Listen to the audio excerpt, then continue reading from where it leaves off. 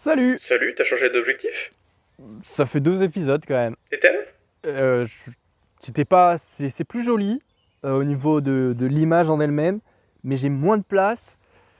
Je sais pas ce qui est le mieux. Va falloir que j'y réfléchisse, je vais pas mal y réfléchir, hein. On verra bien ce que je fais, dans les prochains temps. Je pense qu'on intéresse tout le monde là. Bon, heu, Le contexte? ouais, je pense qu'on peut. Je te laisse, lancer, le contexte. On y go.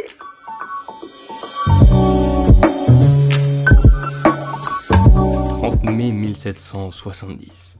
Marie-Antoinette et le futur roi Louis XVI veulent fêter leur union à Paris, et ça, en grande pompe. Grand bal, course de chevaux, joutes, bref, ils voyaient grand, et ils voulaient surtout impressionner le peuple. Mais vont-ils y arriver? Alors. Impressionner le peuple, très franchement, je sais pas. Est-ce que le peuple va s'en souvenir? Ça, c'est quasi certain. Ce jour-là, ils vont s'en souvenir, pour la plupart en tout cas, mais pas parce qu'il y a eu des organisations de malades, parce que, je vais pas vous le cacher, je vous le dis tout de suite, il n'y avait pas une thune. Il n'y avait pas une thune, c'est comme ça, c'était une époque, il n'y avait pas une thune, et du coup, tout ce qu'ils avaient prévu, c'est pas possible. C'est pas possible, ils vont réussir à obtenir au mieux un feu d'artifice et des lumières qui s'allument de temps en temps. Bon, aujourd'hui, on se dit que c'est de la merde parce que des lampadaires, on en a tous les soirs. À l'époque, c'était pas mal déjà. Et en plus, un feu d'artifice, ça se faisait pas tous les 4 matins non plus. Bon, aujourd'hui non plus, ça se fait pas tous les 4 matins, mais ça se fait quand même de manière assez régulière. À l'époque, c'était quand même beaucoup moins le cas. Donc, le peuple, un petit feu d'artifice, ils sont pas contre. Et festoyer, se bourrer la gueule, etc., ils sont pas contre. Les mecs, faire la fête, ils sont pas contre. Nous non plus, on serait pas contre, putain. Covid de merde. La nuit va donc commencer à tomber sur Paris et tout d'un coup, je fais très bien le feu d'artifice. Hein. Voilà, le premier feu d'artifice est lancé et le peuple il est content, il fait waouh, waouh, waouh. Les spécialistes ils font ouf. Ah ouais, c'est vraiment, il n'y a pas de budget là.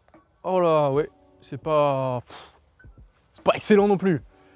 Et rapidement, les organisateurs, ils vont faire oh là, ça retombe. Oh putain, oh le temple 2, oh le temple de item. Oh, ils ont foutu le feu au temple d'item, c'est con. Et voilà, donc déjà ça commence comme ça la soirée. Après le feu d'artifice, barbecue. Barbecue au niveau du temple d'item, ça va faire griller des saucisses. Et du coup, il y a des secours qui vont commencer à arriver pour éteindre le feu. Mais pour arriver là-bas, il n'y a qu'une seule route d'ouverte et c'est la rue Royale. Donc ils vont commencer à rentrer par la rue Royale. La population qui regardait les feux d'artifice, eux vont décider de se barrer parce qu'il y a le feu et puis il n'y a plus grand chose à voir. Du coup, ils vont partir en direction de la rue Royale.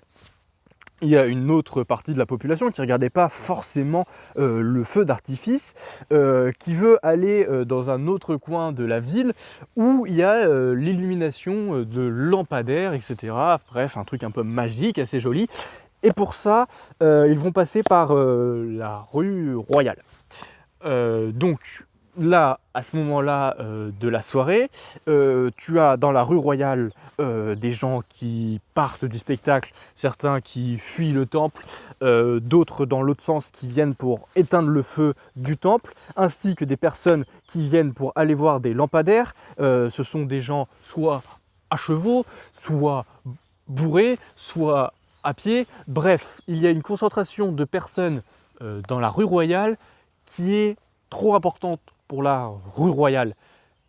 Et du coup, ce qui devait arriver arriva. T'as un Gus qui se tord la cheville, tombe, et comme tout le monde est serré, ça fait tomber un autre gars, qui fait tomber un autre gars, et ensuite un autre gars qui tombe, et un gars qui tombe sur le gars qui était tombé. Bref. La concentration au milieu de la rue Royale est telle que certaines personnes du coup meurent étouffées sous le corps de d'autres personnes qui sont tombées, et les personnes les plus petites vont carrément mourir debout finalement, écrasés contre les autres, un peu comme ce qui pourrait arriver à Gare du Nord quand tu rentres dans le RERB à 8h du matin. Ouais, je me suis déjà fait soulever tellement il y avait du monde et déposer au milieu du RERB. Je suis pas très très lourd, mais là quand même, c'était une expérience à vivre. Bref, du coup, au milieu de la rue Royale, il y a de plus en plus de gens qui veulent rentrer, du coup des deux côtés, parce que au centre, bah, tu as des gens qui crèvent, et des deux côtés, bah, tu as des gens qui font « Bon, pourquoi ça bouge pas ?» et qui poussent comme ça, et qui compressent au centre. Et du coup, toujours plus de morts. Il va falloir attendre que les forces de l'ordre arrivent des deux côtés du bouchon pour leur dire « Mesdames et messieurs, il va falloir vous écarter un petit peu. Vous êtes en train de tuer des gens au milieu sans le vouloir en fait. Vous faites un meurtre là. Donc reculez un petit peu, ce que les gens vont finir par faire. Et quelques heures plus tard, la rue sera enfin vidée. Sauf que quelques heures plus tard, c'est aussi l'arrivée des princesses. Et elles doivent passer par la rue Royale, c'est bien, tu as suivi. Voilà, donc quand les gens savent qu'il y a les princesses qui vont passer, ils se disent on va enlever les cadavres qui sont au milieu de la rue, ils les enlèvent tous, sauf que les princesses entendent parler de cette catastrophe, hein, on va pas se le cacher, et elles vont décider de tout simplement ne pas passer par cette rue. Donc les cadavres sont ressortis et vont être emmenés au cimetière le plus proche, au cimetière de la Madeleine. Au cimetière de la Madeleine, c'est plus de 132 corps recensés et la personne la plus jeune étant tuée est un enfant de 6 ans. Les familles vont venir petit à petit pour essayer de reconnaître les corps, etc. Et il y aura quand même un bon recensement de qui est décédé à ce moment-là. Bon, et là vous vous dites, mais c'est pas possible, à l'époque c'était des demeurés, ils étaient tous complètement cons, c'est dingue ça. Et là je vais vous dire, oui, mais ça ne vient pas de l'époque en fait, ça vient de l'être humain, parce qu'en 1989, hop, rebelote, il y a exactement le même problème, et des personnes vont mourir au niveau d'un stade de foot, parce qu'il y a trop de population qui arrive, et certains vont mourir étouffés, et ça c'était il n'y a pas si longtemps que ça, et ça a fait pas loin de 90 morts. Et là, vous vous dites, oui, mais les supporters de foot extrême, ils sont complètement cons, etc. Et là, je vais vous dire, je vais rien vous dire, parce que pas de problème. Pas de problème, donc je vais rien dire du tout, et je vais vous laisser sur cette pointe d'ironie. On a l'impression que t'assumes pas. Oui, bah écoute, pas de problème, même si c'est des problèmes dans les commentaires, je n'en veux pas. Je n'aimerais pas me retrouver dans une forêt tout seul, ce qui m'arrive souvent, face à un mec qui veut me casser la gueule.